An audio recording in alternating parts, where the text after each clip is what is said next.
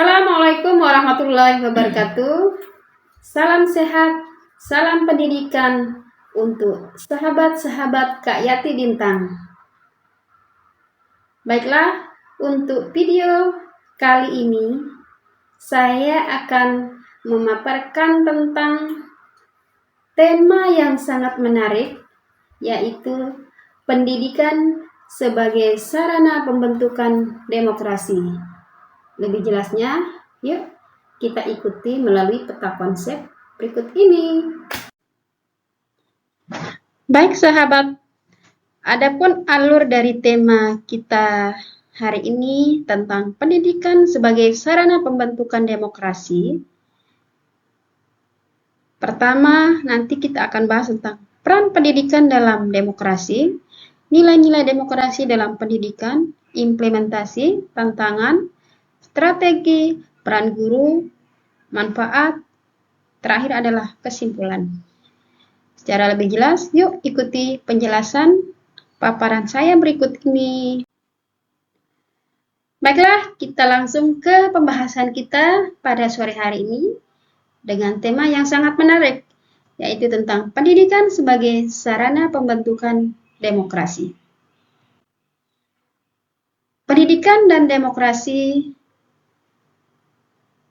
berperan penting dalam membentuk masyarakat yang sadar akan apa hak dan kewajibannya sebagai warga negara. Kita tahu bahwa tujuan pendidikan di sini adalah bagaimana meningkatkan kesadaran dan partisipasi aktif masyarakat dalam proses demokrasi, membentuk karakter siswa agar berkeadilan, inklusif, dan berkarakter demokratis. Tujuannya luar biasa sekali ya. Baik, kita lanjut saja. Apa peran pendidikan dalam demokrasi? Pertama adalah kesadaran politik dan partisipasi aktif. Pendidikan membantu siswa memahami hak dan kewajiban sebagai warga negara, mendorong partisipasi dalam pemilu, forum diskusi, dan kegiatan sosial. Yang kedua adalah pembentukan karakter demokratis, mengajarkan nilai keadilan, kesejahteraan, dan toleransi, membentuk individu yang bertanggung jawab dan empati terhadap perbedaan. Peran pendidikan dalam demokrasi yang ketiga adalah bisa mengurangi ketimpangan sosial. Pendidikan inklusif memberikan kesempatan yang sama kepada semua individu mendapatkan akses pendidikan yang berkualitas. Ini harapan semua warga negara untuk bagaimana terjadinya pendidikan yang inklusif, yang merata untuk semua warga Indonesia. Yang berikutnya adalah tentang perannya bisa sebagai pemberdayaan masyarakat.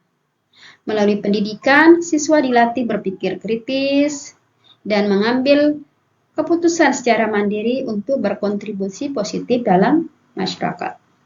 Itulah peran pendidikan di dalam demokrasi.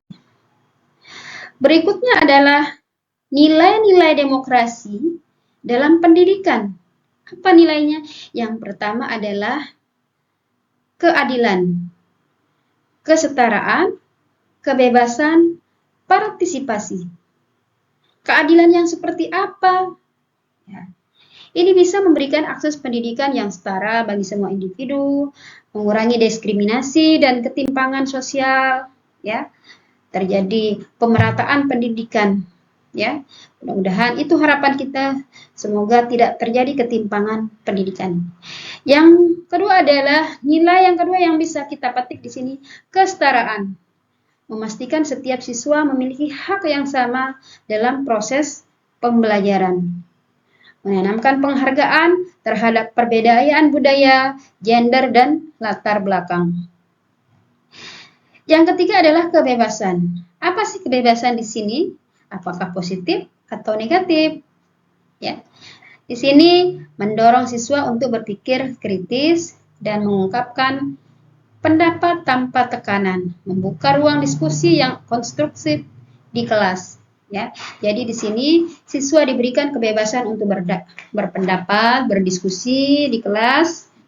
Bagaimana seorang guru untuk melatih siswa-siswanya bisa berpikir kritis melalui proyek, melalui kerja kelompok, itu akan terbentuk kebebasan di dalam tercermin nilai-nilai demokrasi di dalam pendidikan. Partisipasi melibatkan siswa dalam pengambilan keputusan seperti pemilihan OSIS, mengembangkan rasa tanggung jawab dan keterlibatan aktif dalam kehidupan sosial. Ini melatih anak-anak didik kita bagaimana akan menjadi pemimpin-pemimpin masa depan nantinya. Berikutnya adalah implementasi nilai demokrasi di sekolah, yaitu melalui pengajaran berbasis dialog, kegiatan praktis demokrasi, pembelajaran inklusif, penerapan nilai-nilai demokrasi. Penerapan nilai demokrasi seperti yang tadi, yaitu melalui keadilan, kesetaraan, ya, keadilan dan lain-lainnya tadi. Itu sudah termasuk di dalam implementasi nilai demokrasi di sekolah. Ya. Oke, kita lanjut. Baik, untuk pembahasan berikutnya adalah tentang tantangan dan hambatan dalam pendidikan demokrasi. Yang pertama adalah terkait ketimpangan akses pendidikan, kurangnya kurikulum inklusif, pengaruh ideologi dan politik, keterbatasan kompetensi guru. Ketimpangan akses pendidikan ini sudah menjadi pembahasan yang luar biasa ya, yang itu saja menjadi pembahasan bagaimana ketimpangan akses pendidikan antara si kaya dengan si miskin, di kota dengan di desa. Itu sudah menjadi PR besar untuk pemerintah. Dan semoga kedepannya semakin baik. Kedua adalah kurangnya kurikulum inklusif. Bagaimana pendidikan yang merata untuk seluruh rakyat Indonesia. Bagaimana mendapatkan pendidikan yang adil, ya, fasilitas, kualitas guru. Ini yang terkait tentang kurikulum yang inklusif. Pengaruh ideologi dan politik, ya, tantangan dan hambatan yang ketiga tentang pengaruh ideologi dan politik, yaitu pengaruh ideologi tertentu dalam sistem pendidikan yang membatasi kebebasan berpikir. Siswa yang kurangnya ruang untuk berpikir kritis dan mempertanyakan asumsi. Berikutnya adalah keterbatasan kompetensi guru. Ini selalu menjadi PR besar. Bagaimana untuk meningkatkan kualitas guru, bagaimana meningkatkan kompetensi guru. Karena pemerintah juga sudah memberikan perhatian, ya, dari sebelumnya, sekarang sudah terus mengalami perbaikan-perbaikan dari gaji, fasilitas, dan lain-lainnya. Sudah seharusnya kita sebagai seorang guru juga sadar memberikan pelayanan yang terbaik, kualitas yang terbaik untuk anak didik kita. Strategi pendidikan demokrasi yang pertama adalah pembelajaran berbasis pengalaman, pendidikan multikultural, penguatan kebijakan pendidikan, kolaborasi sekolah dan masyarakat. Bagaimana caranya pembelajaran berbasis pengalaman? Ini bisa melalui simulasi pemilu dan pemilihan OSIS untuk memberikan pengalaman langsung tentang bagaimana proses demokrasi, proyek layanan masyarakat untuk membangun tanggung jawab sosial. Ya, itu akan bisa melatih bagaimana strategi atau pendidikan demokrasi untuk anak-anak. Kedua adalah pendidikan multikultural, mengintegrasikan keberagaman budaya dalam kurikulum untuk menanamkan nilai toleransi, mendorong interaksi siswa dari berbagai latar belakang untuk saling menghargai. Itulah sebabnya kita punya falsafah, yaitu tentang Bhinneka Tunggal Ika, ya, berbeda-beda, walaupun berbeda budaya, agama, adat istiadat, tetapi kita tetap satu, yaitu Indonesia. Yang ketiga adalah penguatan kebijakan pendidikan inklusif, memberikan akses pendidikan yang setara bagi semua siswa, termasuk kelompok yang termarginalkan. mengembangkan kurikulum yang relevan dan berbasis nilai-nilai demokrasi. Ya, semoga ini terus mengalami perbaikan, bagaimana bisa menciptakan pendidikan yang inklusif supaya kualitas pendidikan kita ini semakin baik. Yang keempat adalah kolaborasi sekolah dan masyarakat. Ya. Baik, kita lanjut lagi. Peran guru dalam pendidikan demokrasi. Nah, bagaimana peran guru di sini untuk bagaimana mengajarkan anak didik kita sehingga nanti bisa kita siapkan menjadi anak-anak yang berkualitas, anak-anak pemimpin masa depan. Pertama adalah perlu kita berikan pengajaran nilai-nilai demokrasi, pelatihan guru, menciptakan lingkungan inklusif, keteladanan dalam demokrasi. Manfaat pendidikan demokrasi di sini adalah membentuk individu yang kritis, ya, meningkatkan partisipasi sosial dan politik, membangun karakter demokrasi, mengurangi ketimpangan sosial.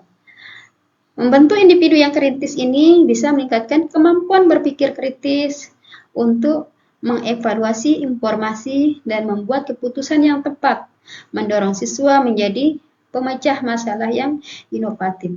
Jika seorang siswa memiliki kemampuan berpikir kritis yang baik, ya, maka dia akan bisa mengatasi masalah-masalah yang dihadapi dalam kehidupannya.